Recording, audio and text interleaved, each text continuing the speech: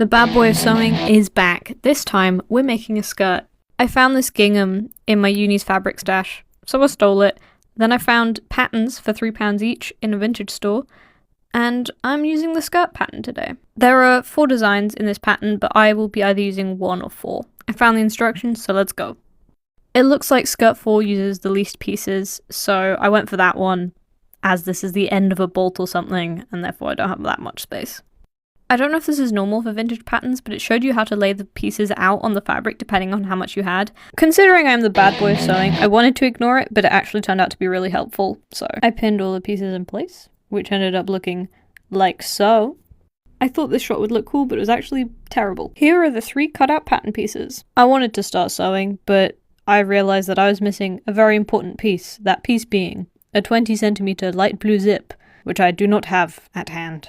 Considering my nearest haberdashery is only accessible by car, I had to at least check if I had matching thread, which I don't. At least that makes a third thing that I need to buy from the fabric shop, because I don't have Petersham ribbon. The following day, I went shopping.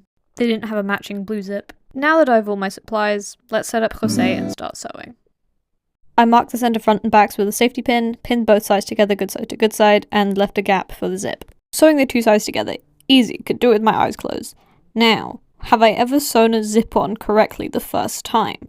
That's a question I cannot answer without my non-existent lawyer present. It's not about the journey, it's about the destination, and the destination is a working zipper. After sewing the 2 ends of the waistband together, you're meant to press it, but I'm the bad boy of sewing. When do I ever press anything? Turns out I had too much skirt to fit into the waistband, so I had to make an ugly little pleat, but who will notice? I then used a zigzag stitch to attach the Petersham to the seam allowance of the waistband, because apparently it's meant to stabilize it. I hid the raw hem with an invisible stitch, and then I added a hook and eye. I tried on the skirt to see how it fits, and see where I liked the hem. I then showed it to my dog and asked for her opinion and her approval. Thoughts?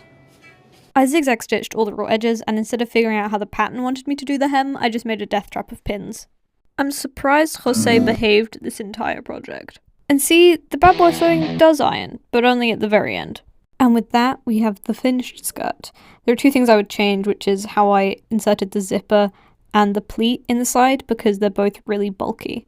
Well, I'm Norange Bunny, and I'm gonna see if I can make some safety shorts out of the leftover material. Goodbye.